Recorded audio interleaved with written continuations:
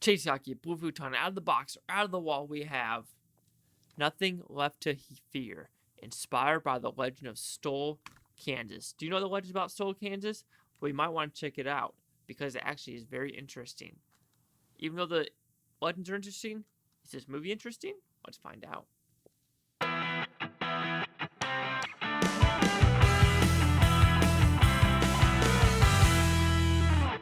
So Nothing Left to Fear is about the legends of Stoll, Kansas. If you don't know the legends, the rumor is there's a gateway to hell in this city in Kansas. And as knowing someone who lived kind of close to that town, he literally says you do not talk about it in Kansas because weird shit does happen, like really, really weird stuff. So even I told him about this movie, he's like, yeah, we don't mess with that part in Kansas at all. But as a movie as a whole, this is about a pastor and his family goes to Stoll, Kansas because they're about to be the new pastors of a church, and weird stuff happens. Is this town folk, or is it the actual devil coming from the ground? So what I like about this movie? Not a lot. This is not a good movie. Let's put it that way. This movie is not good at all. Here's the problem with this movie.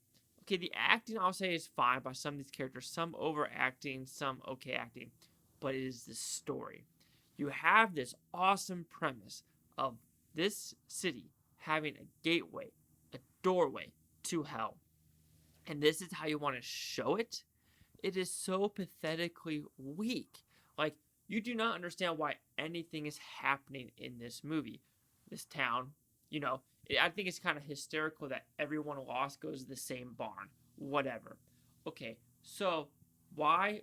Okay, the story opens up with them lost going to a barn. And when they get to the barn, someone is killing a lamb.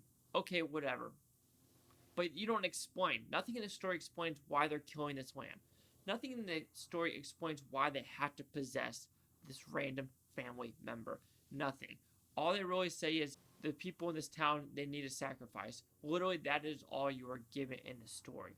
And they're chosen by someone eating a cake and then eating this weird tooth, if you want to call it tooth, or wood carving, whatever you want to call it.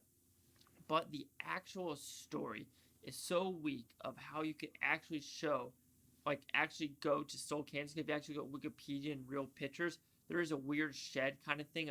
Apparently it got burnt down or something because they don't want to deal with it anymore. But you could have gone that route of these stories, these ghost stories, paranormal activity stories of this city in Kansas, and actually do that style. But instead, they take the really, really cheap route of this family, one person getting possessed, and has to kill the rest of the family members because no reason. They give you no reason. And you see these people getting cut up. You kind of understand why they're getting cut up, but then you kind of don't. Of who gets chosen for what. You know why it gets chosen for who gets possessed. But for closing the doorway, like, it doesn't make sense. Like, you do not know why this town is doing what they're doing at all. And you can tell this is a very cheaply made movie, which is fine. There are some really good cheaply made horror movies, and there are some okay special effects in this movie, but you just don't understand why nothing is happening. You took this legend and you made it so watered down, boring, that it is not good at all. Like, this movie, there should have been something unique, different, because this is a true legend of the part of the Midwest. But instead, you just go with the ho-hum possession. Possessed monster needs to kill family. Townfolk is behind it. That is all you do with it. And it's so pathetically sad when you have such a rich, unique horror movie that actually no one has touched this in Hollywood. This town in Kansas, I don't think there has been a movie actually based around like a big budget based around this horror story. Which is a shame because there's a lot of good information. I've said that so many times, but research about it. It's really cool. But this movie does nothing special. It basically just slaps on it. It's pathetic that they slap on this Kansas town as the legend, but they do nothing. Nothing with the backstory of this legend. Absolutely nothing. It kind of frustrates me to an end because I will say it again. You have a story, a premise already been out there for decades, and you decide to go the route that every other movie does. Nothing special. Very, very upsetting. So, Nothing Left to Fear will receive a 0.5 blue futons out of 5, which equals that 10%. So see the critics' new scores gave this one. So the critics a 9% with 11 of them.